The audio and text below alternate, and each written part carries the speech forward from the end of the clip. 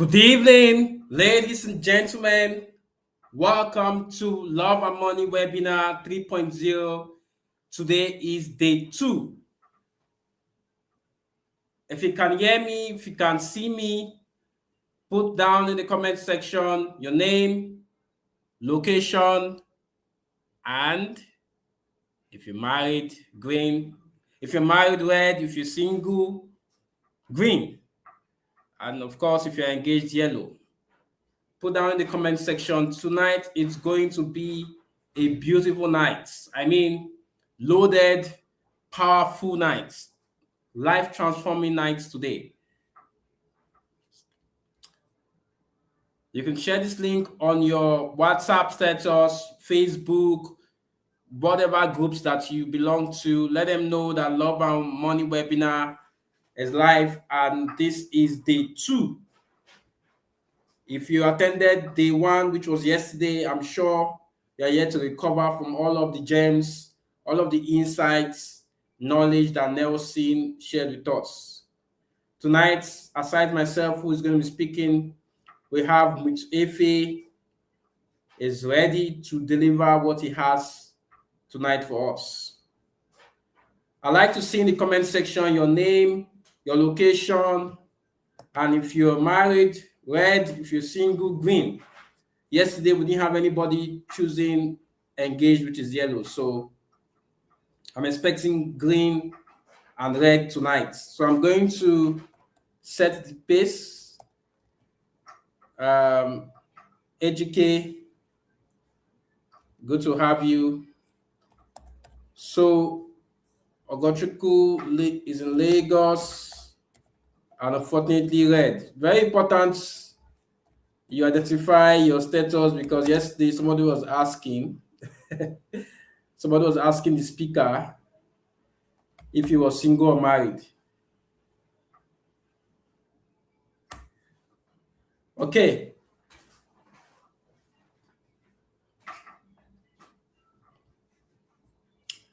So put in the comment section your name, your location, where you're joining us from.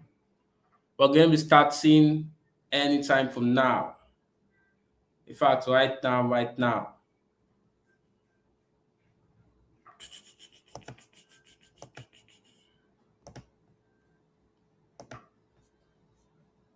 Right now, right now.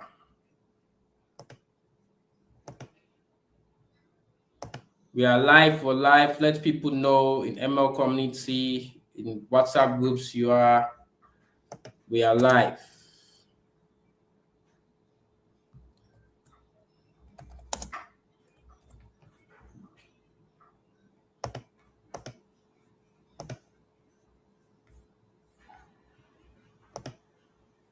Okay, Moses, Mina. Moses, are you green or red? Is that red? Is that green? Daniel Abu Kaduna, red. Okay.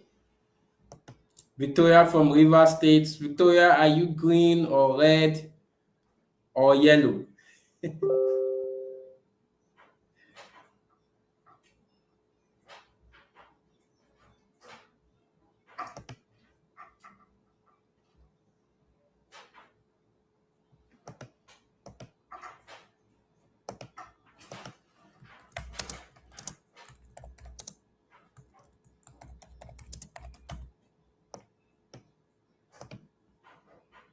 Okay.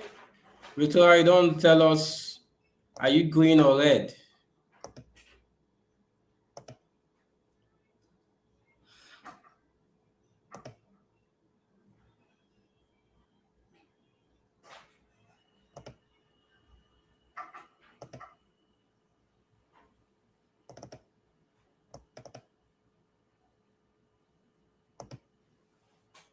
All right, Emmanuel from Cross River, Cassie Manuel, Cross River, green. Blessing from Nasarawa, you haven't told us if you're green or red. Victoria has not told us. We have AGK here. We have Moses. We have Daniel. Today is Friday, so tomorrow, Saturday. Yesterday we were trying to save time, so we started I hit the ground running immediately. So today we have quite a good time, so I'm not in a hurry. I would like to see more conversations in the chat box before we go. So I'm going to be sharing with us for about 25 minutes, and then I'm going to invite and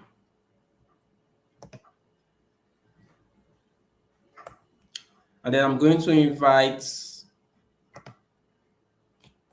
Mute Afe to come and share with us. So if you're watching this live stream at a later time, please bear with us. Yes. Okay, so we have 10 people, 15 people. This is a good number.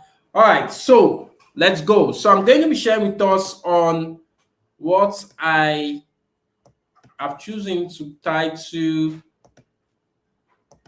15 questions, 15 tough questions to ask before saying I do. 15 tough questions to ask before saying I do. I'm going to run through this in 25 minutes or 30 minutes max, and then I would give you an opportunity to ask questions if you do have. If I can't answer all of the questions, then we will take the questions at the end of the session. Just a moment, I want to be sure that I can. Okay, so I don't like this orientation, so I'm going to change this to show the other way around. So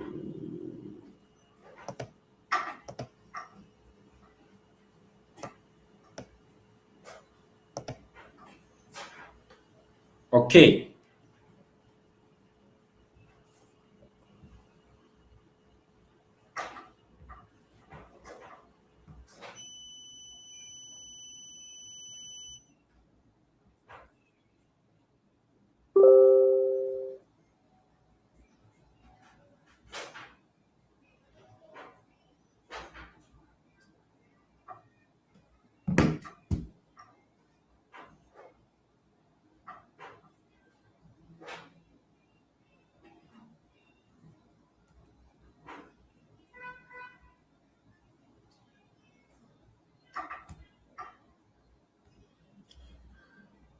All right.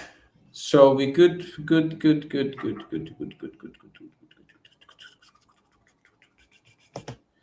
Every year I bring up conversations on love and money, dating, relationships, and marriage. And some people have wondered, Ogochukwu, why are you always talking about this?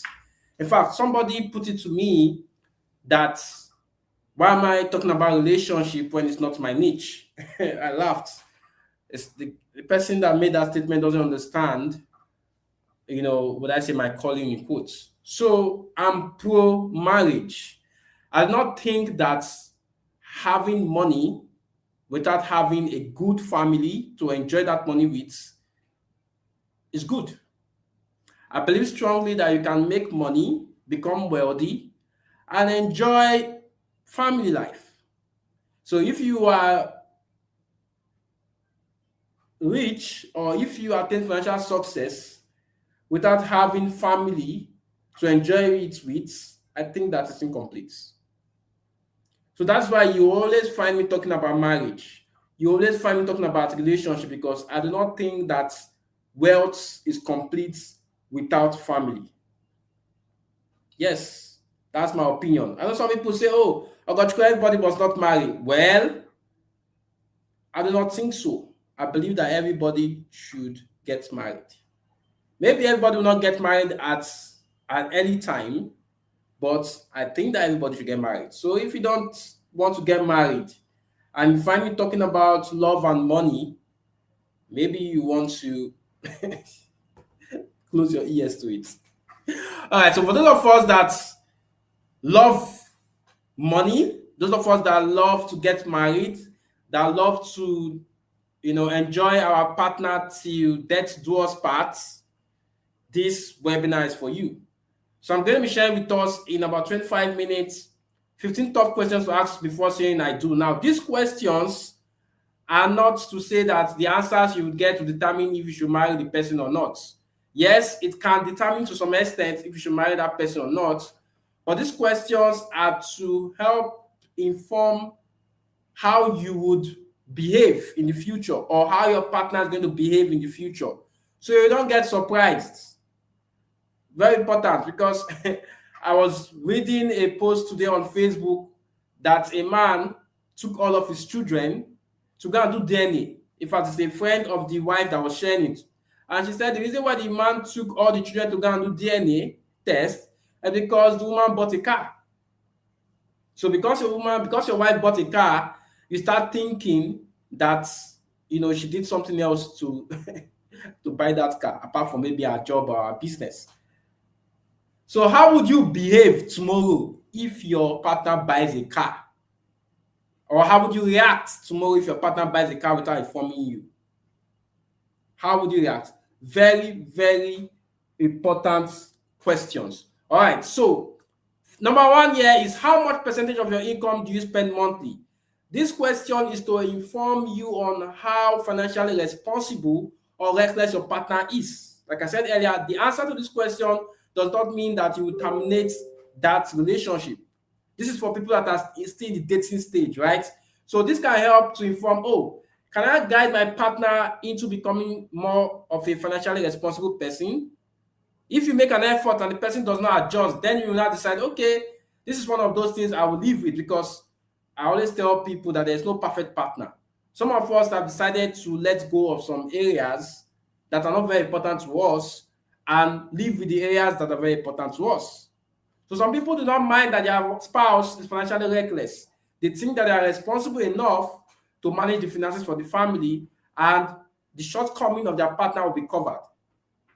So like I said, it's good so that in the future, you don't get surprised. If tomorrow you hear that your spouse took her salary to go and sow to a pastor dangerous seed so that she can maybe have a child, or so that her business will boom, you are not surprised, because you already asked her some time ago, or asked him some time ago, how much percentage of your income do you spend monthly? And the person was not able to say exactly how much. Or maybe the person said 100%, because there are some persons that think that money is meant for spending. So you want to know if you have that kind of partner that thinks that money is meant for spending, or you have a partner that thinks that money is meant for building wealth.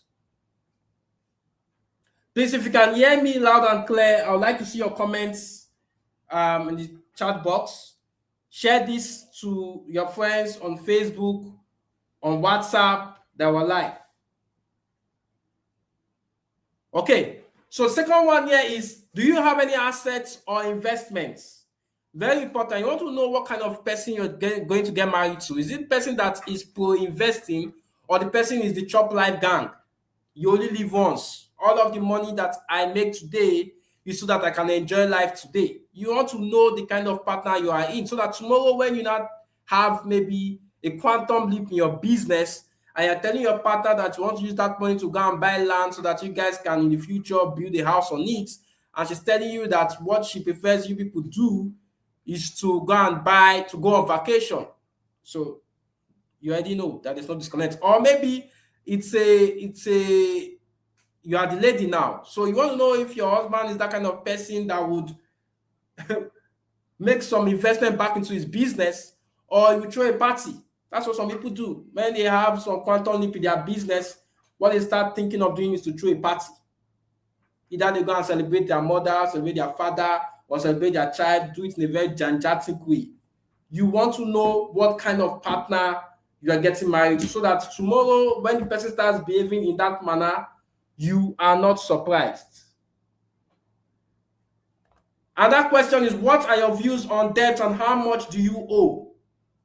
I watched I was reading a post where somebody had to divorce the wife when he found out that she was owing millions of naira. He was taken to court several times because of that debt. You know, I always say there's good debt and there's bad debt. If your wife took debt maybe to build her business, I mean, conservative kind of debt, you can support her in doing that. Or maybe your husband took debt to build his business, and for some reasons his business is going through hardship. You know, it's understandable. But if the person you want to get married to took debt to maybe just buy a luxurious car or buy luxurious bags and shoes, then you want to know. That means this kind of person would continue taking debt in the future and may jeopardize your financial future. So maybe if you are a rich person or you're a very wealthy person, the debt that the person has may not matter to you because you can easily clear it off. But for somebody that is still trying to maybe attain financial stability, right, you want to be careful not to jump into or go into a marriage where your partner is already in huge debt. It's going to be very difficult for you. And that question is, how do you feel about combining our finances after marriage? Are you open to joint accounts or open accounts? Some people say they can never do joint accounts. Some people say they can do joint accounts, but they also have their private account. Find out what your partner likes. Talk about it. Some people insist that there must be a joint account. Some people say no need of joint account. Find out what your partner prefers so that there will be no surprises and there will not be unnecessary fights. Now, these questions are very important because divorces happen now and then, as in very often around the world. And research has shown that one of the reasons why couples divorce is because of money-related issues. Issues like this, simple things. So this thing you are seeing that it can be very simple, but people fight about it and it brings dissatisfaction in the marriage. And that question you want to ask is, what do you think about financial planning? You want to know what kind of partner you have. Is it a partner that believes in orchestrating their own financial future, or a partner that thinks that what will be, anywhere benefits? So they don't, put effort into planning their finances, into setting goals for their life or for the family. You want to know what kind of person is, so that you know that, oh, I have to take responsibility not just for myself, but for that person as well and the entire family. Very important. Do you have any financial obligations such as paying school fees or rent or family members? Some of us, now that we're single, we are paying school fees of our younger ones. We're even struggling to do it. Well, maybe you're earning 300,000 and then you have to pay school fees of maybe 100, 200,000 per term or per semester, whatever it is.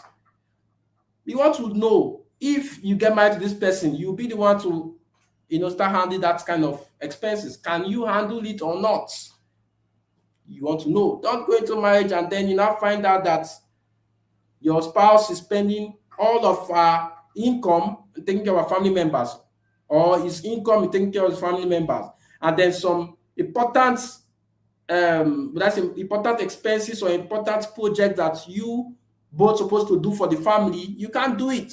He has told you he's earning so and so income, and in your mind you think that, oh, we have money. When I get married, we'll do this, we'll do that, only to find out down the lane that all of the money that he's earning is going to family, extended family members. Fights. That's where it starts from. How will you approach major purchases or financial decisions? Do you prefer or not we consult each other before making them? You want to know what kind of partner you have. Is it a partner that will spend money however he likes? I mean, there's some little things that you can buy for yourself that you really may not need to consult your partner. In fact, some people believe that your partner should inform them when they want to buy anything. Like I said in the beginning, somebody was sharing that a friend bought a car and then the husband packed all the children to go and do DNA tests. Unfortunately for him, all the children were his, or let's say fortunately for him. Because yes, he was disappointed. Maybe he was feeling like, oh, this woman has actually been cheating, and then there was one allergy that gave her money to buy the car. Problem would have been solved, or the problem would have not happened if the spouse had told him earlier that I want to buy a car. But now she didn't tell him, she just went to buy the car. So some people will not care, will not mind. I mean, use your money however you want, as long as it doesn't put you in any harm's way. But some people care. So you want to find out what kind of partner you're getting married to. Do you have, somebody you're dating that cares or does not care? Let there be alignments. So there will be no surprises in the future. Do you have any insurance policies, health, life, property?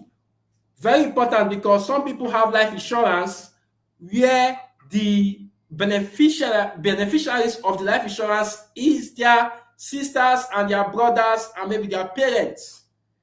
You don't want to get married to somebody and something happened to that person only for you to hear later that the beneficiaries it's not you. You're not one of the beneficiaries. I mean, you cannot go and start asking the person to change if you have not married yet. You can't be asking the person to change the beneficiary, but at least be informed. Maybe 2-3 years down the line, you now ask the person, stylishly, honey, you said you had life insurance at one time. Have you updated the life? Have you updated the beneficiaries? Some people have in their pension scheme, their sisters till today, they have been married for 5 years, 10 years. It is their siblings that is the next of kin or beneficiary. Very important question, especially if you are marrying somebody that has a lot of money and is rich. So you don't think that, you don't go into a situation where you lose your spouse and then you go into poverty because there was nothing left for you. Even the children, nothing left for them because the next of kin or the beneficiary was not in your name or the children's name. Do you have any financial goals like traveling out for studies that may conflict with family goals? Very important question. I was sharing with a senior friend recently about this jackpot thing, moving his family abroad, and now his wife doesn't want to come back. I mean, there was no even plan for her to come back, but him doesn't want to go. So some people now like to travel out and not return. They will not say in the beginning that they are traveling for masters and they will not return. They are, I'm going for masters. Now they go for masters and don't return. What's going to happen to you that don't want to travel there and live there? So you want to align. Do you have a partner that believes in living abroad? Do you have a partner that believes in living in Nigeria? If you have a partner like me, for example, I believe strongly living in Nigeria, and my wife already knows. I mean, before we got married, she asked me why I returned back to Nigeria, and I told her I prefer living in Nigeria. So she already knew that she cannot even raise up the Japa plan. When a lot of people were talking about Jackpot 2023 and co, she couldn't bring it up because it was already clear that we had agreed that living abroad is not in our goal, it's not in our plan. So again, these questions are not for you to decide to leave your partner now. It's for you to prepare your mind ahead so there are no surprises. Another question is, are you comfortable discussing your income and any potential future salary changes or career shifts? Somebody was saying yesterday or asking, what if your partner is lying about his income? Some people don't mind. They don't care about the details of your income. Some people want to see the pay slip. Yes, they want to see their partner's pay slip. That's the only way they can trust what their partner is saying. So you want to know what kind of partner you have. Is it going to tell you when you are promoted? Are they going to share the salary remuneration with you or the promotional letter, or what happens to their life is their business and what happens to yours is your business? Are you going to work together and helping each other to grow? Stuff like that. You need to find out. And there's scenario-based ways you can ask these questions. Now, all of these questions is not that you just go and sit down and start asking your partner one by one. It's not going to make sense. You may not get the right answer or the honest answer at that point in time. What are your views on prenuptial agreements? This doesn't really apply to us in Nigeria, but those of us that are not in Nigeria, maybe in US, in UK, you are a rich person or a married or a wealthy person, and you want to get somebody that's not as rich as you are, you have to be careful, because I've seen cases where people get married so that they can just claim 50% of their partner's wealth. We don't want that to happen to you. So you may want to find out what kind of partner you have. I've been in a discussion where a lady said that if a boyfriend or a partner brings up prenuptial agreements, that is the end of the relationship, because how the hell would you bring that up? That means you don't trust me. That means you're thinking I want to get married to you because of your wealth. That she's going to get pissed and end the relationship. So you want to know what kind of partner you have. Is it a person that will consider drafting one or not? I was listening to Alex Omozi and his wife, and he raised it up, and Lilia said she should bring it. She's going to sign it. And Alex was just talking about it just to tease her, but she was really actually serious with the fact that she was going to sign it.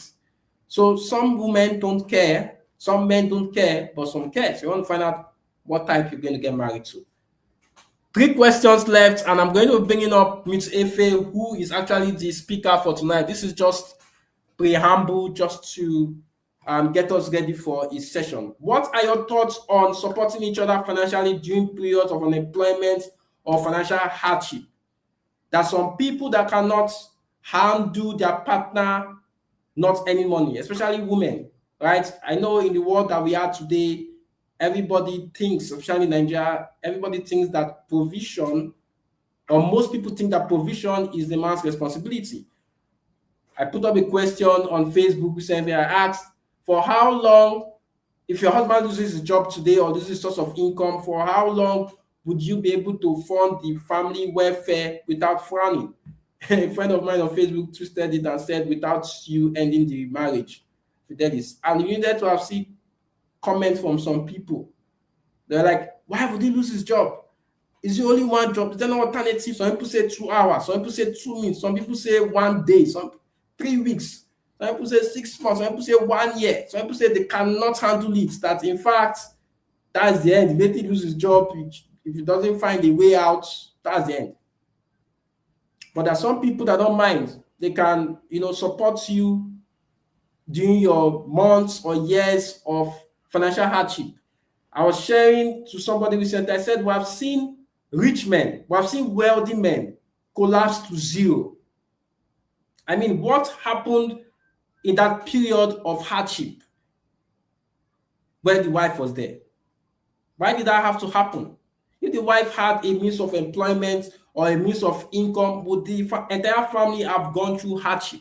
Of course not. Some people say, oh, let him recover back in 6 months. But we have seen rich people lose their business and lose their job and don't even recover forever. Yes, we have seen it happen every now and then in our society. Very rich people, they had cars, they had land, they had, in fact, there was a conference I attended recently, and the man was sharing with us how they went into acute poverty. What they call what's this word? Not intense poverty. Highly impoverished. I can't just remember the exact word I want to use. His father was working with Nestle, senior manager. They had 3 cars, they had a house, they had never experienced, hardship for 1 day. But somehow along the line, his father was sacked from the Nestle job. The money he had saved, millions of naira, he used to go and set up a business, and all the money went to zero. It's not now that you can do market research before you do business. In those days, people did not have as much information as we have now. People just go and start up a business and hope that the thing work out well, and it doesn't. Money, bank is not going to give you loan because there's no basis to give you loan. So what happened to him? His father sold the car, first car, sold second car. They were managing the third car before he had to sell the third car. And then the children that used to enter car with driver to school now started trekking to public school. They left private school to public school. All of this happened in a space of 5 years. It didn't happen drastically. So hardship can be slow for some people. So you want to know what kind of partner you have. Is it the person that will have money and in that 5 years be hiding it? We have seen instances where some women have houses, but it's the husband that is paying rent for the house that they're living in, owned by the woman.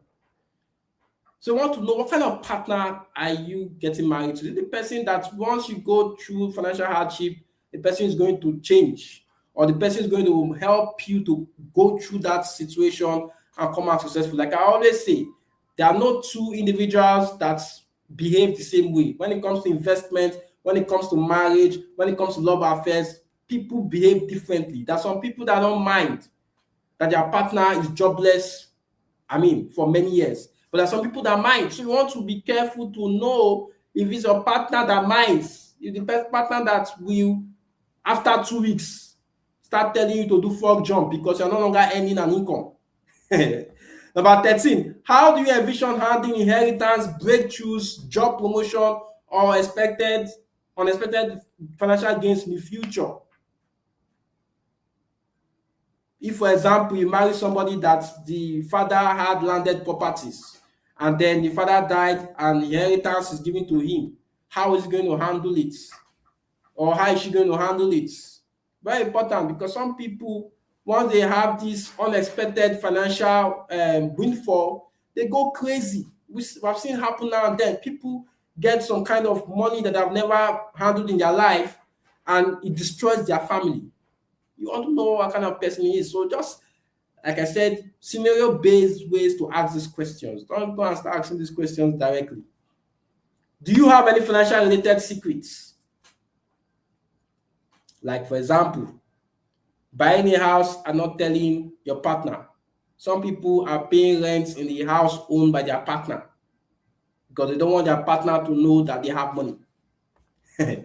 Which is of a higher priority to you, family or career? Some people cannot put a hold on their career for family. Some people cannot put a hold on their family for career. They are pro-family. Some people are pro-career. I always recommend, if you are pro-career, don't go and marry somebody that's pro-career. I don't know how people are going to manage the family. Two people are pursuing career. Nobody is willing to sacrifice at any point in time. In the nearest future, family would suffer it. I'm telling you. You house girl, house boy, nanny cannot parent a child. Somebody has to be available, either the man or the woman, especially during the very early years of the child's development. So if you are one that does not care about children, then fine. Maybe people don't want to have children. So everybody's career focused and business focused. Everybody's all about the bag and the money and said all thing. Fine. Just make sure you are asking your partner these questions and you are getting the right answers. Or even if you don't want to ask these questions directly, like I've advised not to ask these questions directly, bring up scenario-based stories or questions to get the kind of response that will help you to decide if to continue with this partner or not. Some of these questions, for some people, the answers will be red flag. For some people, doesn't change anything. They don't mind. They can leave the person has like. Okay, so that's it. If you have any questions, maybe you have thoughts, comment, put in the comment section. I'm going to bring in up Mute Efe now. I think I've even exceeded the time by about 10 minutes. So let me see if we have Mute Efe in the room. Okay, I think he's here. If you got value from what I shared so far, please put in the comment section, I got value, I got value. Collins from Enugu, I can see you. Good to have you here. Peculiar, I can see you. Okay, so Mr. Efe is in the room. I'm going to be reading his bio before I bring him up. I'm not seeing any comments. Can you guys hear me?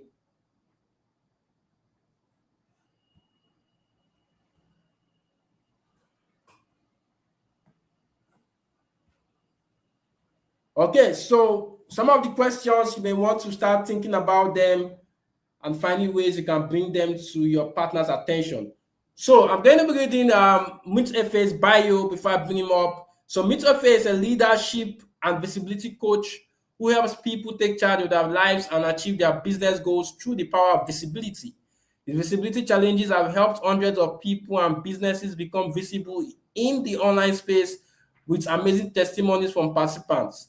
Married with children, Mute also operates in the relationship and marriage space where he preaches the 100-100 marriage gospel.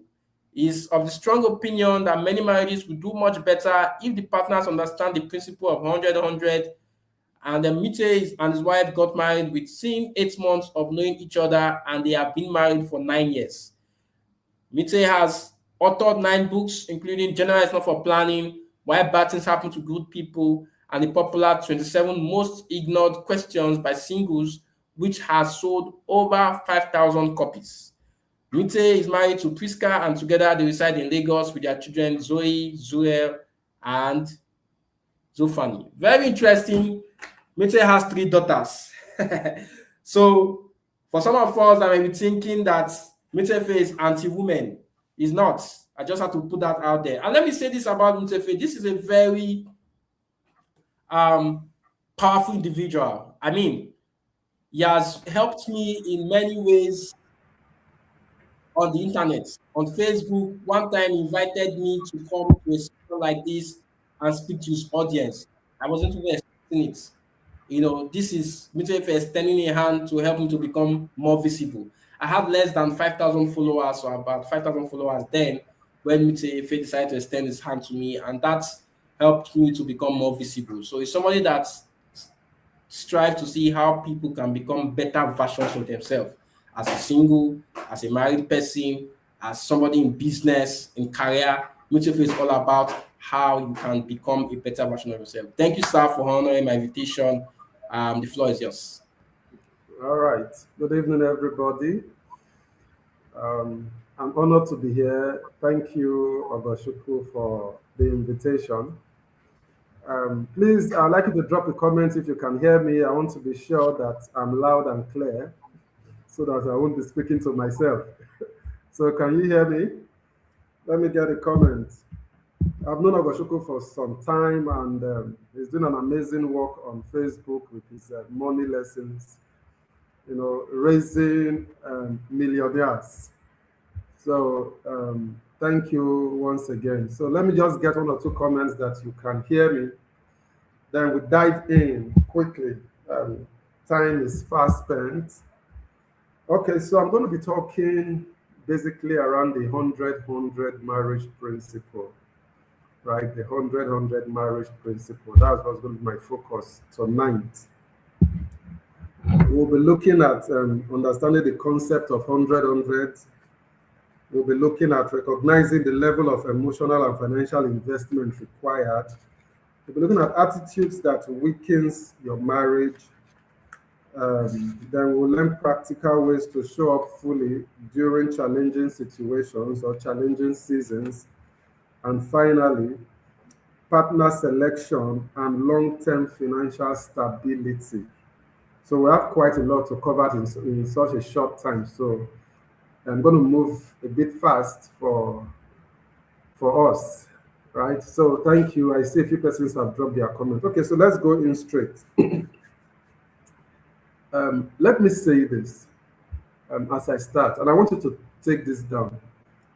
The most important decisions you will make about your marriage will be made before you get married. Did somebody get that? I want to repeat it. The most important decisions you will make about your marriage will be made before you get married, not inside the marriage. I know the conventional thinking is that you never know you marry, it's inside the marriage, your eye will not open, blah, blah, blah. You see, as horrendous, as difficult as we all think the marriage system is, the most important decisions you will make will be made before, not inside. So if you don't make those decisions right before you get in, then what you basically did is try your luck, right? You are not different from the Ninja Bet person who went to, put in his 1,000 or 2,000 naira hoping to get 5 million. You are not different from that person. But if you make the decisions right before, then you have a better say inside your marriage. I hope that is clear. All right, so let's go in. Understanding the concept of 100-100 marriage. What does 100-100 marriage mean? It means a marriage where both parties are fully committed to the success of the marriage. I repeat, it means a marriage where both parties are fully committed to the success of the marriage, right? And if you take that into cognizance, it means that when you go into that marriage, you are not going there to seek your happiness. You are not going there to seek your own gain. And this is the mistake that a lot of people make. They think that when they get into marriage, it is for their happiness or their fulfillment or any of all those other reasons that is about me, myself, and I. While those are good reasons, the truth is that that is not the primary reason to get married. The moment you get married, you are to commit fully to the success of the marriage, which means that marriage is more important than you, right? It's more important than the two individuals in the marriage. Rather, the marriage becomes the all and all. It becomes the number one. How do we make this marriage work? So 100 marriage is a marriage where each person is committing themselves fully into it. The man is committing himself, the woman is committing herself into that marriage. That is the 100 marriage. And it goes beyond money. For the context, for the sake of this session, yes, money is the vital part, which we are going to look into. So in terms of money, it means the man is committing all his resources into the marriage. The woman is committing all her resources into the marriage. The mindset that you must divorce if you want to practice this concept of marriage is that you must divorce the mindset of this person has this responsibility and that person has that responsibility. You have to divorce that mindset, right? Rather, you have to bring in the mindset of it is both our collective responsibility to see that this works. It is our collective responsibility to see that this marriage works, not just that the man must do his own, the woman must do her own, the man's own is to do 1, 2, 3 things, the woman's own is to do 1, 2, 3 things. No, that is not 100 marriage. In 100 marriage, this man is committing to do everything, while the woman is committing to do everything at the same time. Right? So that is number one. Number two, it is not just about bringing your money, it is about bringing everything, right? Because everything is more than money, right? And I'm going to give you a specific example. In my marriage, for instance, when we got married and we started having children, after we had our first child, as usual, she had to resume work 12 weeks after giving birth. And we had to make a decision. Should we put this 12 weeks old baby in a crèche, or what do we do? It was a decision point for us. And so we decided that, okay, since I had a flexible time based on what I was doing, that I would take care of this child while she could go to work. And that took us on a journey that lasted another 3, 4 years. Because as we had more children, we had to do the same thing. So she was the one going to work. I was at home. I was taking care of the children from home. I was right there. Everything that you thought a woman should do, I did them. Everything. No house help as at that time.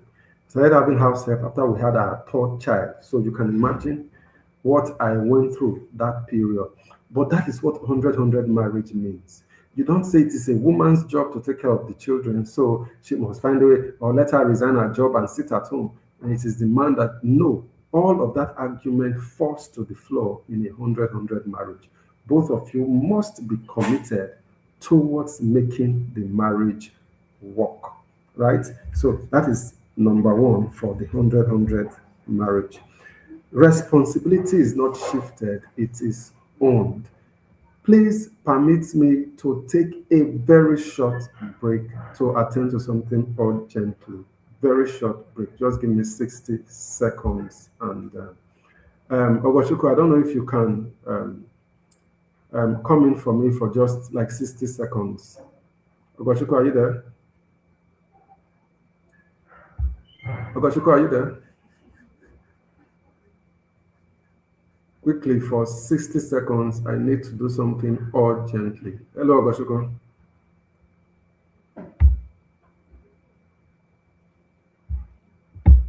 Yes, I'm here. Okay. So Okay. you can go and come back. You can go and come back. Thank you. Just take me off the screen for quickly. Okay, so if you're just joining us, this is Love and Money webinar. We had Mute Efe speaking to us about 100 marriage. He just stepped out. He's going to be back shortly.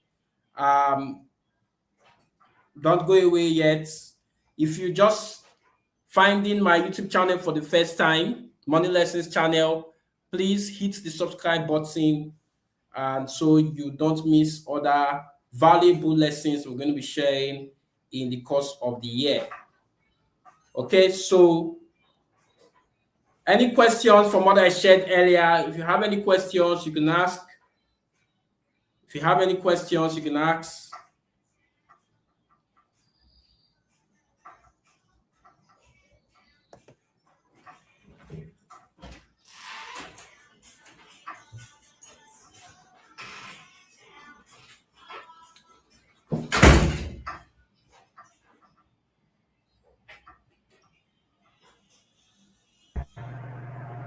Okay, so I think we have Rich Efe back now. These days I feel very awkward when I'm not wearing my hat, so I have to go and look for it. All right. Welcome back. Welcome back. So, thank you. So we can continue. So I just gave a quick example of how you bring in your full commitment. You have to destroy the mindset of it is the job of this person to do this and it's the job of this person. When I mean destroy the mindset, I mean destroy it. And let me shock you. And for those of us who still have this mindset, it is not the job of the man to parent. It is not the job of the man to pay school fees. It is not the job of the woman to cook. It is not the job of the woman to bathe the children. It is not the job of the woman to clean the house. All of that mindset drops if you are going to practice 100. 100 says this house, this home belongs to two of us, and two of us must take full responsibility for the success of this marriage. That is what it is saying. Two of us must take full responsibility for the success of this marriage. So if today I have to cook and you have to pay the rent, I do it. If tomorrow you have to cook and I have to pay the rent, we do it because the marriage is ours. Now, can you see why I said the greatest decision, the most important decisions are made before you get married? Can you see where it's beginning to tack up? Because you have to tell yourself that I'm getting married to the kind of person where I will be willing to make all of these sacrifices for. You have to tell yourself that that is the most important decision that you will make, right? So responsibilities is not shared that you have this responsibility. No, responsibility is owned. Commitment is total. Commitment is total. Now, let us look at recognizing the level of emotional and financial investment required. Because the truth, and I heard Ogoshiku talking before my session, and I listened to a part of his talk, and you need to know this. Marriage has made some people rich. Marriage has made some people poor. I repeat, some people have become very rich because of who they got married to. And some people have become very poor because of who they got married to. So there is a level of financial investment responsibility that you must make if you are going to have a successful marriage. So what kind of emotional and financial investment are required? Number one, you must understand that emotional availability is non-negotiable. It is non-negotiable. You must bring in yourself into that marriage. It is not just physical presence alone, but empathy, listening, active listening, your vulnerability. You must be willing to open up totally to your partner. Willing to open up totally to your partner. I'm going to give examples. The first few years of our marriage, I had to introduce what we call, not that I introduced it, but it came into the marriage.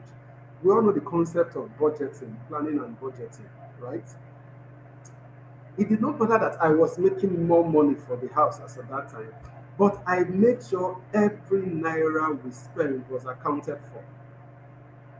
Are you getting it? Every naira we spent was accounted for.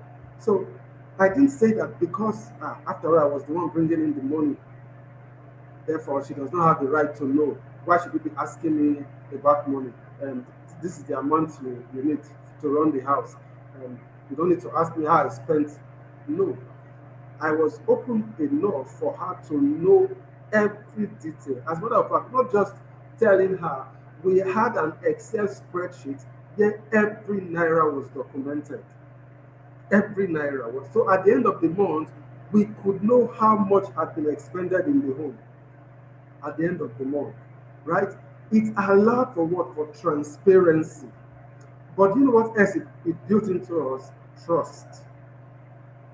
It builds trust into it. So you must put in that level of investment if you want it to work. So there must be financial alignment. You know, we live in an age where men especially feel that women don't need to know how much they earn, how much they make, right?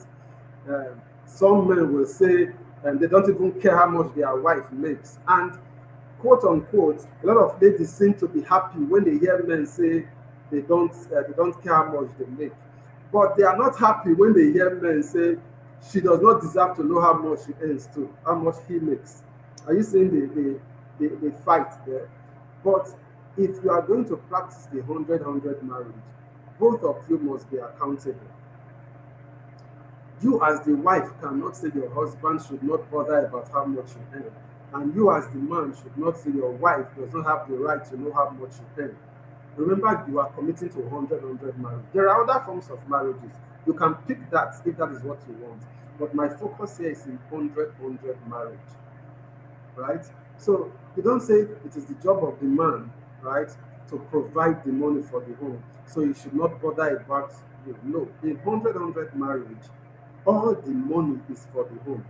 Because what else are you spending your money for if not for the home? But I have parents. I need to send money to my parents. I have siblings. The man also has parents. He also has siblings, right? The man also has parents and also has siblings. So the right thing to do is that from the pool of money that both of you have, then you can budget how much goes to your parents. So the wife knows how much is going to the husband's parents. The husband knows how much is going to the wife's parents because both of them decide it.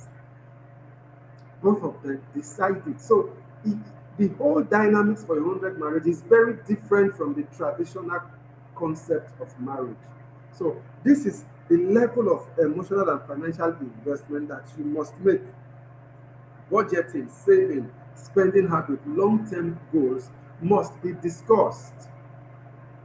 You must know each other's plan for the near future, and you must know how to prepare for it financially because you are preparing together. And let me tell you this, because there is 100% commitment into the marriage, you see, you have set in motion things that will make the marriage work at an optimal phase. Because let me just paint a picture. If one person is bringing 100% of his efforts, right? And the other person is bringing 30% of his or her effort, you see, they are not working at 100% capacity.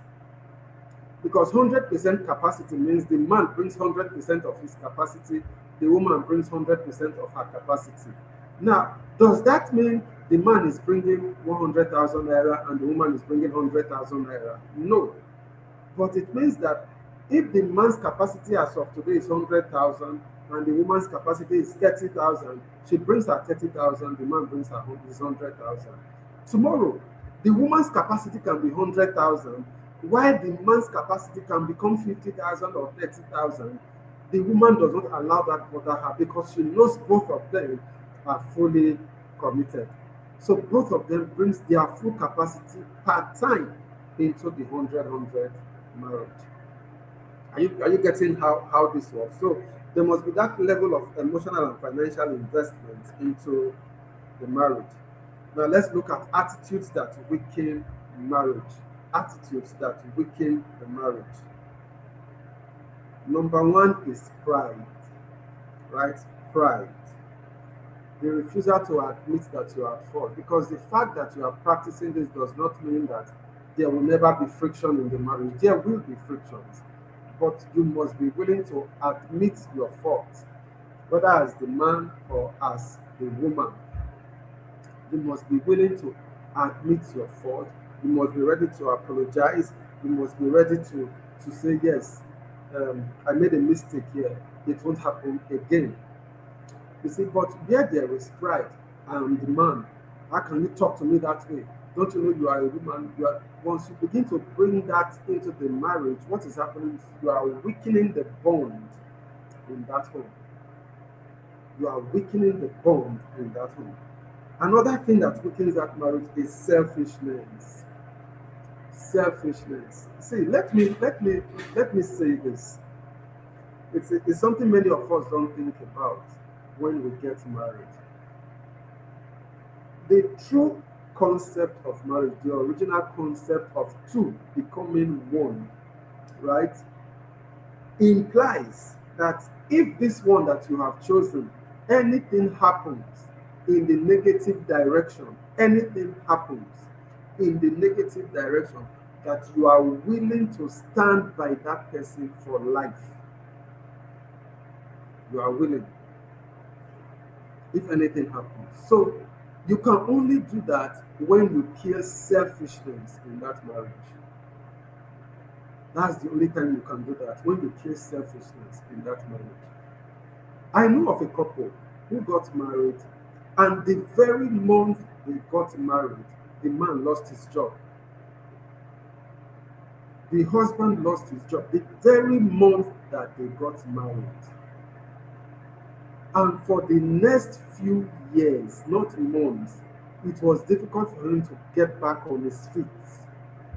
It was difficult. Yes, he was able to get back later on. You see, but the first 1, 2 years of that marriage, the woman had to carry the marriage. The man was just bringing in meager income. The man was just bringing in meager income because he had lost his job.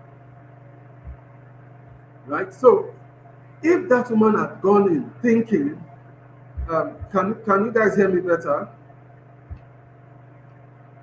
Can you guys hear me better?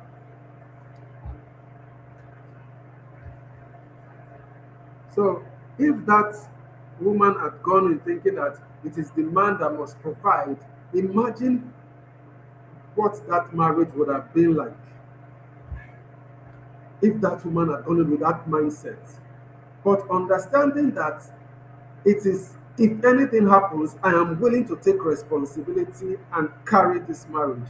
Because of that, she was willing, and she was able to keep them afloat until the man got back, and then two of them started bringing in their resources. That is marriage for you. Because the truth is, in the long term, things are going to happen. The fact that you are the higher income earner in the marriage right today does not mean that in another 10 years it will be like that. It can be a sinusoidal wave. The first 5 years it may be this person. Another 3 years later, the other partner may become the higher income. 2 years later, it may go back to the first partner. Marriage is not a straight line. So you've got to be willing to make that commitment and kill what? Selfishness. So we've looked at pride, we've looked at selfishness. Then the third attitude that weakens marriage is half-heartedness. You've got to put in your whole heart into it. See, you have all the time in the world to say no to this person before you got married. You had all the time. As a matter of fact, he threw a question at you, will you marry me? You could have said no at that moment. You had all the time in the world to think about it. So the moment you said yes, you committed that you are going in 100%. You committed that you are going in 100% the moment you said yes to that person. So every other thing, once you are inside, becomes irrelevant. Many of the excuses many of us make, they are irrelevant because you already said yes. Nobody forced you into that marriage. So again, that is why I said the most important decision you will make is made before you get into the marriage, not when you are inside. Before you get into the marriage. So three attitudes that kill, that weakens marriage. Number one is pride.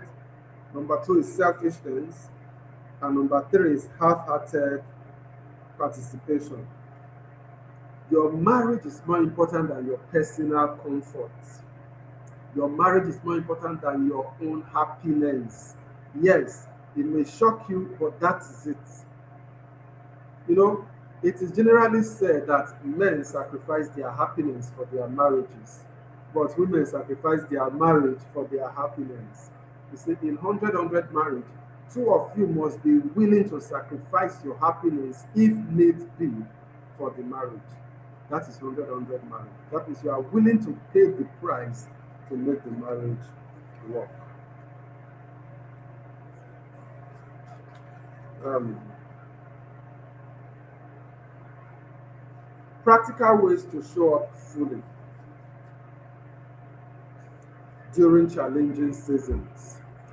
Practical ways to show up fully during challenging seasons. Because the truth is, it is not a straight line. There will be difficult seasons in marriage, but you've got to be present, you've got to show up. What are the practical ways you can show up? What are the practical ways you can show up? Number one, you must be present in crisis. You must be present in crisis because the storms will come. The storms will come. How do I put this? See, that beautiful girl right now that you think you got married to, she will change once she starts having children. Physical appearance will change, right? Are you going to bolt out because of that? That man that you got married to, after a few years down the line, even his physical appearance will change too, right? And then maybe financial capacity will also change, positive or negative. Are you going to bolt out because of that? So you must be willing to put in and say, I must be present even during crisis. You've got to be able to encourage yourself. You've got to be able to be there for your partner during crisis. So you must stay present in the time of crisis if you want to, show up during challenging seasons. You must be present. You cannot just be the type to say, no, this was not what I bargained for. I did not plan for this.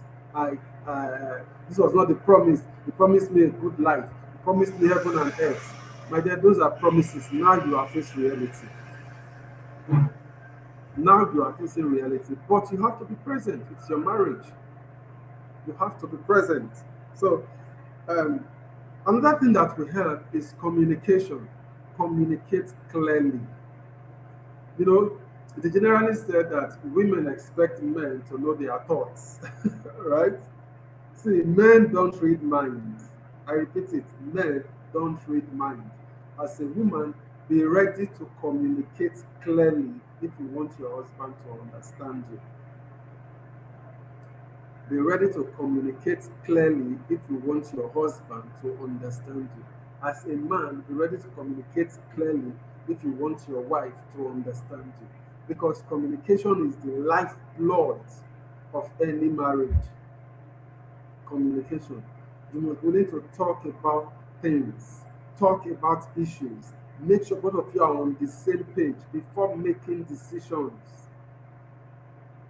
Don't all those assumptions, she's a woman, she cannot be part of this, I will do this decision. No, you have to involve her because the marriage is about both of you. Then number 3 is you must offer practical support. You must offer practical support. This is the good part of 100-100 marriage. This is because nobody is holding back anything to themselves. Nobody is holding back anything. You are offering your all into it.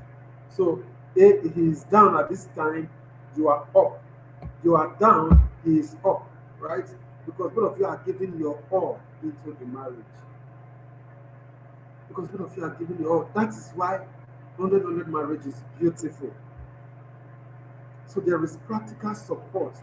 You offer practical help in the times of crisis. You are there. He does not go into mental breakdown or depression because he's in a season where he cannot perform as before. He cannot provide as before. And then he is afraid of whether the wife is going to leave him or what she's going to say, which is going to narrate it to all the family members, And some people do that. Some people do that. But that is not the best because it breaks down the bond in that marriage. It breaks it down. So we've looked at that. Then finally, partner selection for long-term financial stability. Partner selection for long-term financial stability. I'm going to repeat what I said before, right? I'm going to repeat it, what I said at the beginning. Some people have become poor because of who they got married to. Some people have become richer because of who they got married to. Some people will struggle for the rest of their life because of who they got married to. Some people will struggle for the rest of their life because of who they got married to. But if you get marriage right, I'm telling you, it's a beautiful experience. It is a beautiful experience if you get marriage right. And this is where the money part comes in. You must discuss money before you get married. You must discuss it before you get married. What are your financial values? Right? What are your financial values? What do you believe about money? Do you believe the man's money is for the family, the woman's money is for herself? Right? If that is your belief, right, then you cannot do 100-100 marriage. So if you as a man, you must discuss with her and identify whether she is willing to do 100-100 marriage. And you as the woman, you must discuss with him.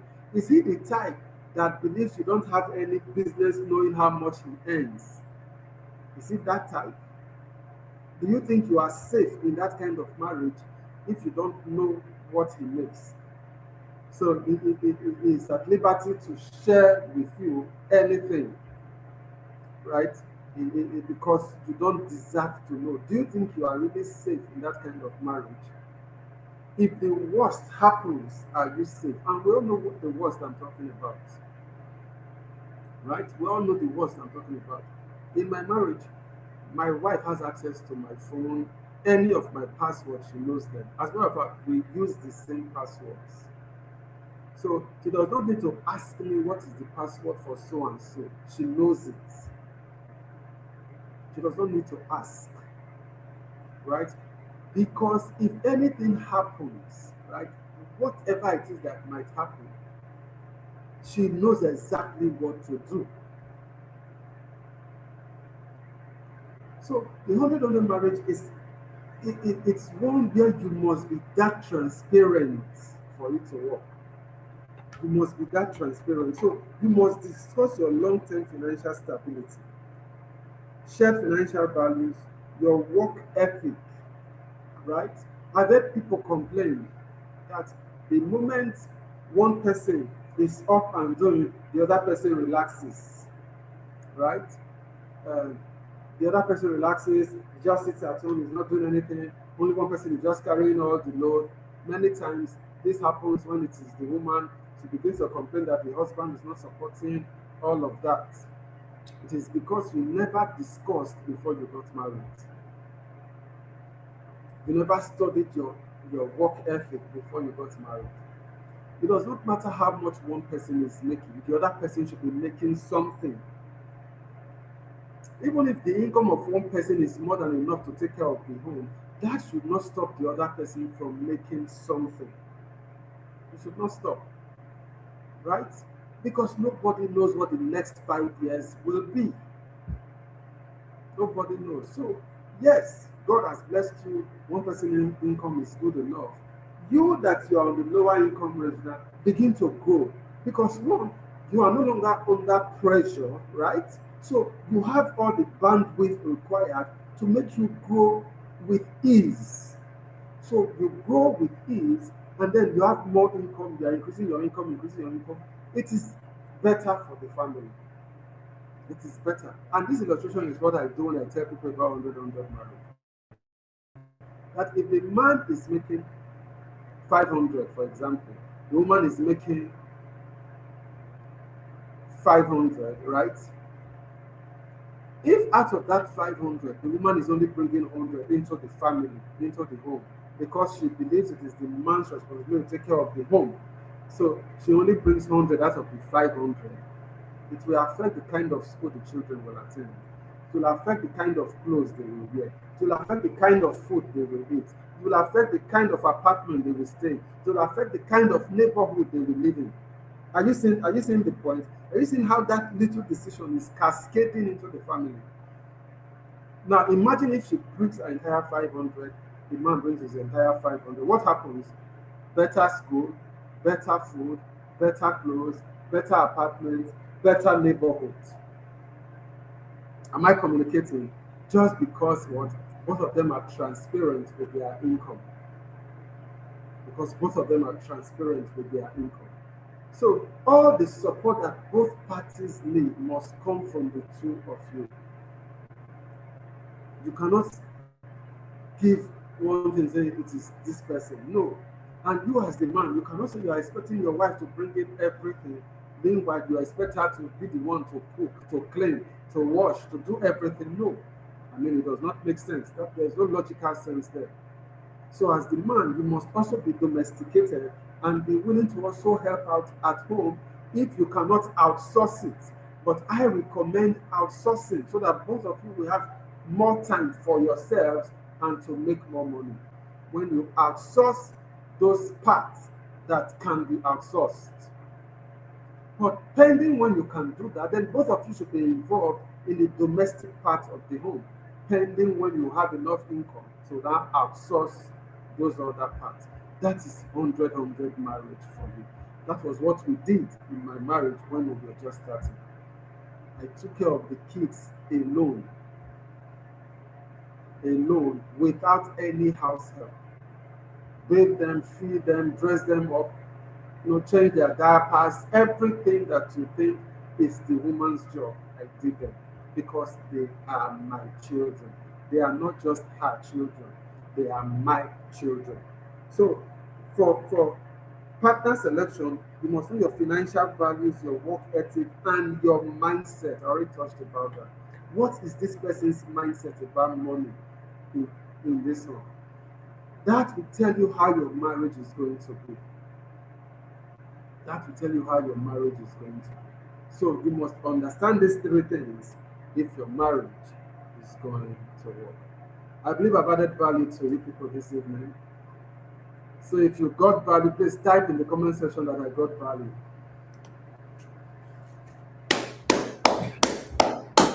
Thank you so much. Thank you so much, Mutefe. You're welcome.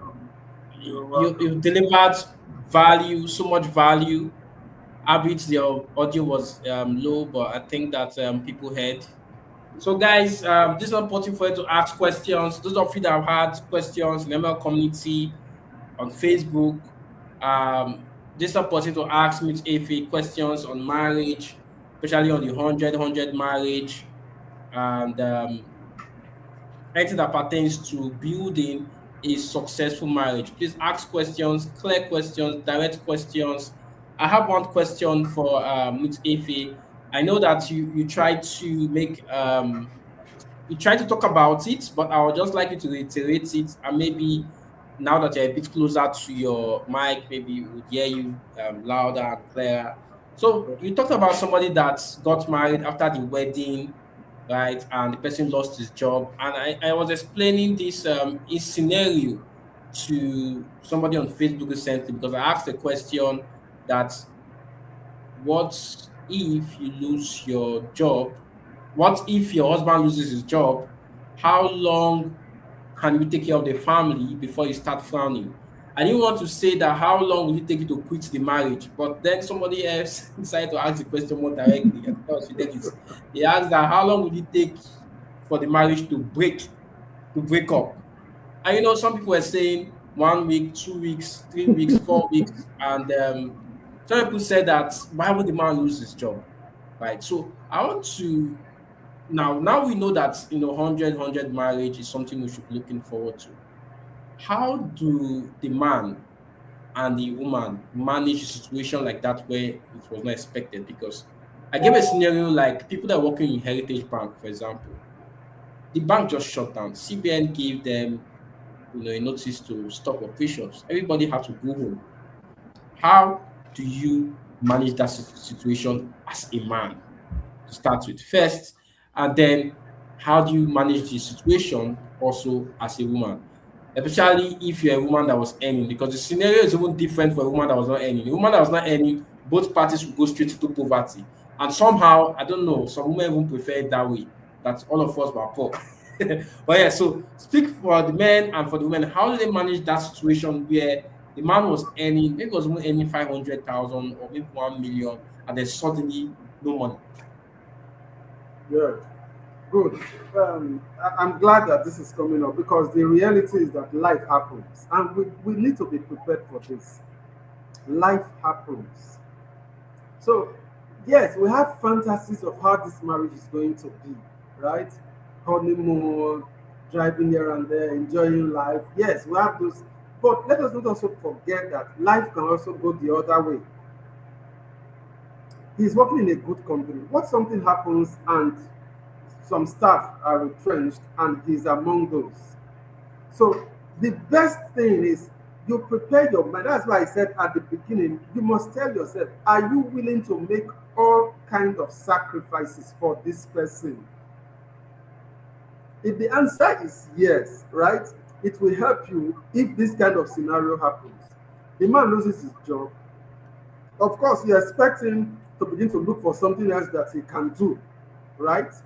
But he may not be able to get the kind of income that he was getting at the beginning. He may not be able to get that. So, and as men, it affects us. If a man drops from, let me, 800,000 naira a month and it drops down to 200,000, you will know. You will know it will affect him. Now, as the wife, that is where you come in. Because number one, and I tell this to women, you are not his first wife. His first wife is his job. A man's first wife is his job. You are not his first wife. So if you want him to give you that attention you think you've been getting, you have to know how to play that game if it happens. So number one, are you willing to give him the assurance, right, that his self-esteem will not be altered? Right? That means the level of respect you were giving him before when he was making that 800, you still maintain that level of respect with him, right? And that is why I tell people in today's age, it is good for both of you to be working. There is no pride that you are getting married next Saturday. Your bank account has only 5,000 naira, and you think that there is something to be proud about. There is nothing to be proud about that as a woman that you are getting married, because it's, of course, no man is getting married next Saturday and he has only 5,000 in his bank account. But there are many ladies who are getting married next Saturday and all they have in their account is not even up to 5,000, but they will still get married. But it is not a good thing. It is not. So, what if you are the one, the weight now falls on you as the wife to hold the home for a while? Can you do it? Can you do it? Because that is why many marriages fail, because when the responsibility shifts and they have to carry it, the weight is too much on them. But if you came in well equipped, right? Yes, you may have to cut some things, some excesses. Let me say the man is earning 800, the wife is earning 500. You see, they can still manage. They can still manage. The man now drops from that 800, even if he drops to 200 because he has to look for urgent stuff that he can do. It's 200 to 50, that's where it starts from again. Both of you can still survive on that because you are practicing 100.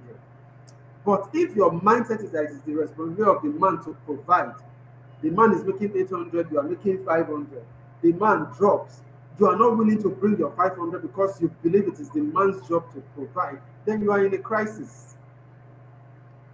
You just plunged yourself and plunged that marriage into crisis. It is not the best. So, as a woman, you must have the right mindset, and as the man, you must not feel that because you have dropped, then you give up on yourself. No, you have to, put in your best. What can you do? In today's age, is it Uber you can do? Do it.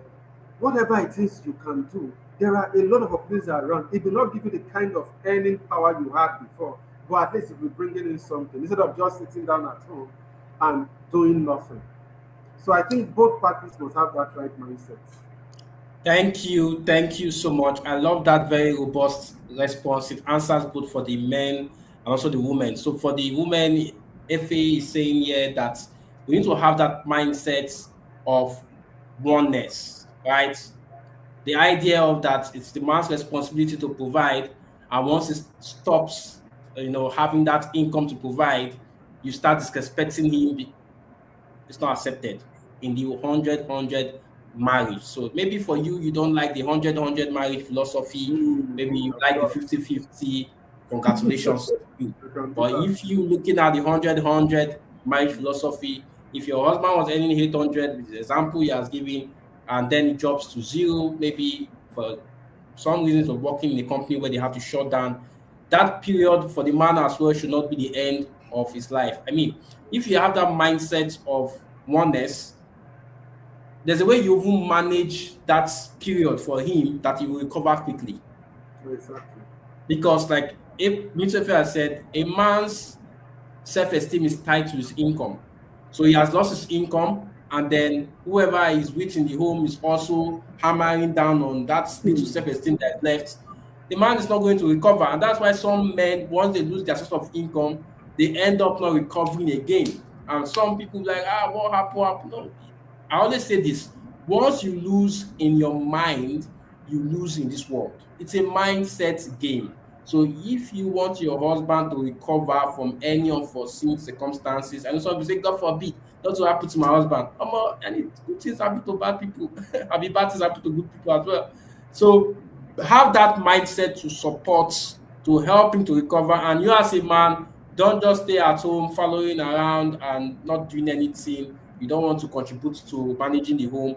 You also don't want to go and look for other low income opportunities. You just want to chill and allow your wife to do everything.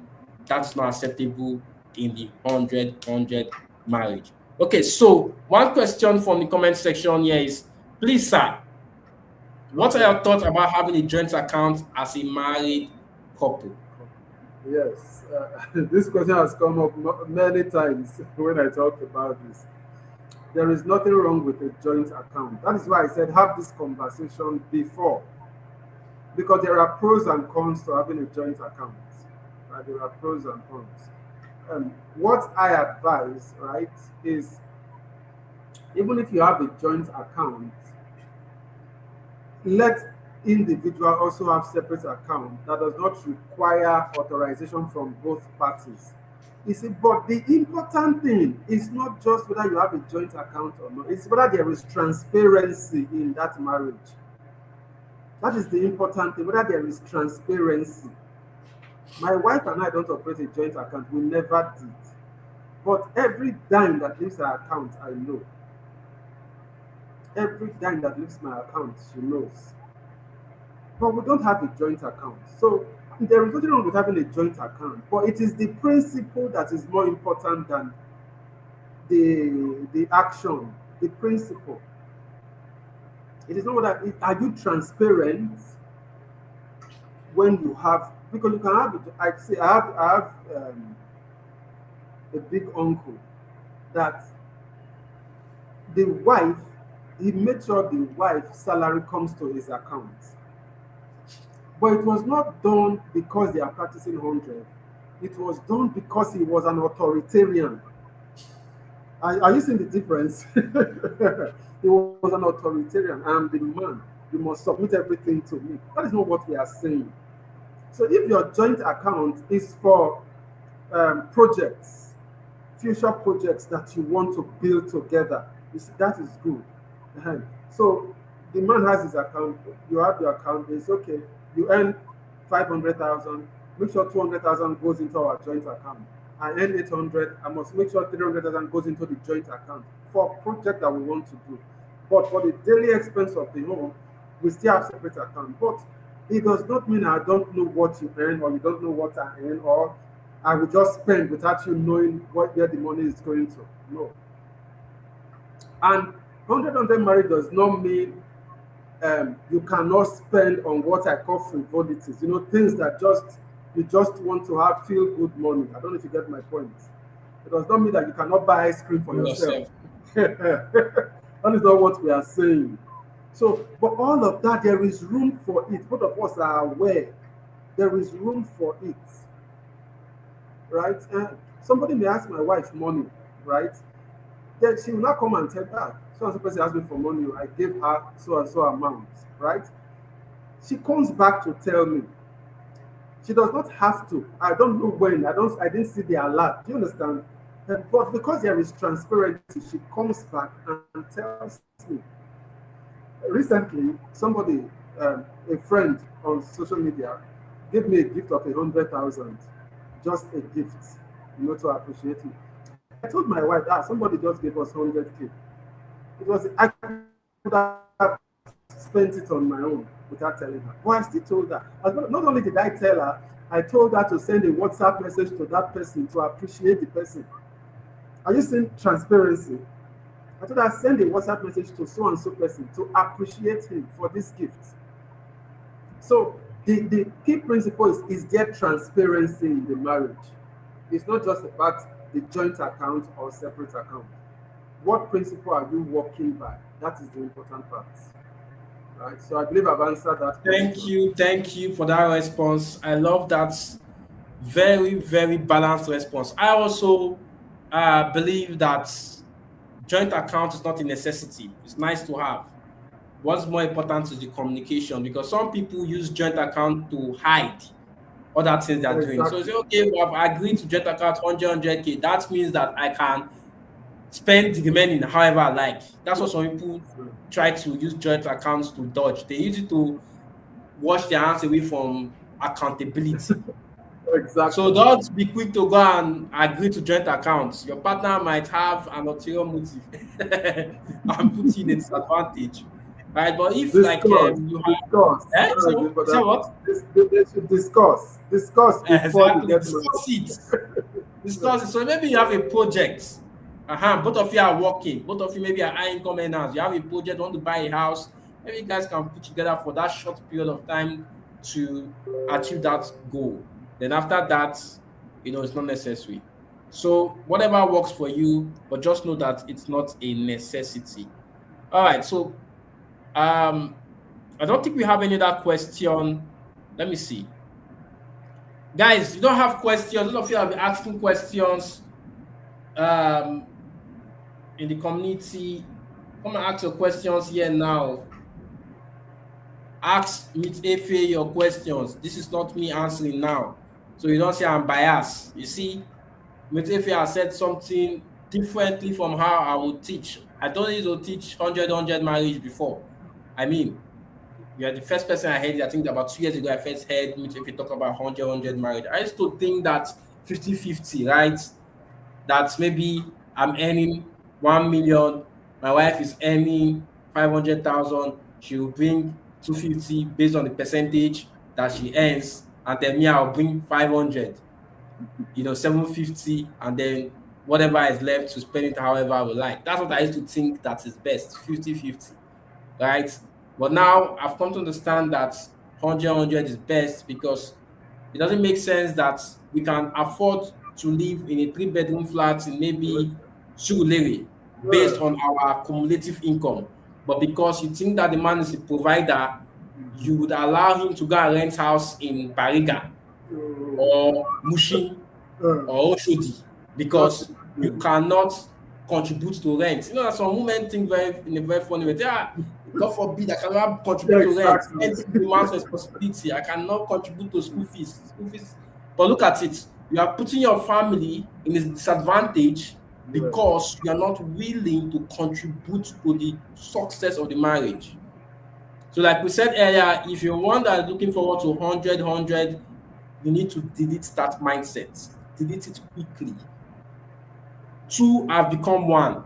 So you must contribute, not just in money, in effort, mindset towards taking care of the children as well. Emeka Nobis came up with a post today talking about how he went for his children's or a child's PTA meeting. And open day, okay. And he was the only one amongst like 9 women. And he was like, why is that the case? And then some women in comment section were just typing, the lack of interest or they don't prioritize it. And then I saw what this intentional parenting woman put out there. She said that it is the culture, the summary of it is that the culture that the men learned, they saw their father not show intentionality in managing their welfare. And it was just their woman, just their wife, just their mother doing it all the while. So they grew up and they have that same mindset that it's the responsibility of the wife. So these are the things that people should talk about before getting married. Am I going to be involved in raising the children? Or is the wife's responsibility alone? So a man that thinks that the wife's responsibility alone would not have, in the case of Efe, allowed his wife to be working whilst he takes care of the children. That wouldn't have happened. So you see, these are the things we need to talk about. Some people have traditional mindset about marriage, and it's not their fault. That is what they have learned. That is what they witnessed in their neighborhood. They saw their family. So that's why you need to ask these questions. Have this tough discussion. Don't assume, whatever I said that marriage, you will not figure it out in the marriage. You will not figure it out. Okay, so one more question. Any other question before we give with Efe the floor to give the closing remark? This has been a very good session. I mean, both men and women are happy. I don't think that Mutefe was biased in any way. So those of you that have always thought that, once the man loses his job, the woman will be the one doing everything and the man will just be chilling. And no, that's not what we're saying. We're not trying to encourage laziness. Those of us in the ML community would know that I would never at any point support a lazy man. Never. So we're not saying that you be taking care of the home, bringing in the income, the man just cross his leg and be watching TV. No, we're not saying that. Right? So have that open mindset. Don't go and start looking at bad. There are a lot of marriages out there to imitate. Don't go and look at the bad ones. I don't understand. That's what some of us like to do. We like to reference bad examples. Make sure good. Stop referencing bad marriages so that your marriage doesn't become bad. As a man thinketh, so it is. And what you think is based on the information you consume. As you consume more of it, you start thinking on it. And that's what you manifest. All right, so no more questions. I'm going to give Mutefe the floor now to share closing remarks. It has been a very beautiful one tonight on Love and Money Webinar 3.0. If you joined us late, you can go back to watch the show. It's going to be available till tomorrow. Okay, so Mutefe, over to you. Oh, all right. So thank you. In closing, let me just say this, that marriage, like any other thing in life, remember, we all came into this world empty. So marriage, like any other thing, has to be programmed. You have to learn it and program. So you are at liberty to choose the kind of program you want to run with. The traditional marriage where the man is the god, the wife is just there, or the 100-100 marriage where both of you, are involved, actively involved, right? And it just makes life beautiful. So you have to decide tonight. That is why having this conversation before is important. And I will say it again and say it a million times. The most important decision about marriage is made before you get married. Don't let that part leave you. It is made before you get married. So all these things we talked about, discuss them before you get married. And then that is what will now guide you to help you make better decisions and help you know that this person is worth sacrificing for. Marriage is beautiful, right? If you commit to the 100 marriage. Thank you. Thank you so much. Marriage is beautiful if you commit to the 100. Make sure you have these tough discussions with your partner before saying I do, so that you don't go into marriage and then join the people that are always demarketing marriage. Ask these tough questions. There's the man for you, there's the woman for you. There are people that align with your values, and there are people that do not align with your values. Like I said in ML community some days ago, some women cannot stand the fact that their husband is any less than them. Some women don't mind. So if you are a woman that cannot stand any less than your husband, make sure you go and marry a multi-millionaire where there will be no chance of him any less than you. Make sure And it's your and duty. you have to be sure that for the next 20 years, 30 years, Yes. nothing will happen. You set fence around him to make sure he never loses his income. So these things are reality. They Don't are go and reality. don't just put yourself in a marriage that should not be. All right. So thank you so much, Mutiefe. I'm so grateful for spending this time with us. I mean, you could have been doing many other things that be with your wife. This is Valentine Eve, as my wife has called it. You can be spending that time with her or with your beautiful daughters, but decide to come and share with us and money lessons, love and money webinar. I'm so grateful. Thank you so much. My regards to your family. Bye for now. All right. Okay, guys, so this is the end of Love and Money webinar. Thank you so much. If you got value, please put in the comment section I got value. I'm so excited that we have learned. Next year is another opportunity. I think I'm going to do this again next year, and maybe that's going to be the last one. I'm very passionate about us, not just building wealth, not just investing profitably and retiring early. I'm also very passionate and intentional about us building a successful family, right? I believe strongly, like I said earlier, that we can build wealth and a happy family simultaneously. It's very possible to have money and have a good marriage. Very possible. You cannot, it's not one off. You can have both. And that's what I am about. So you always hear me talk about marriage, talk about relationships, talk about building wealth. Don't be surprised. Ogochukwu is pro marriage, right? Pro marriage anytime, any day. Okay, so if you got value, I'd like to see your comments there. Thank you so much, Yvonne. Thank you so much. Thank you, Peculiar. Thank you, Funaya. See you guys later. See you guys on the other side. Bye for now.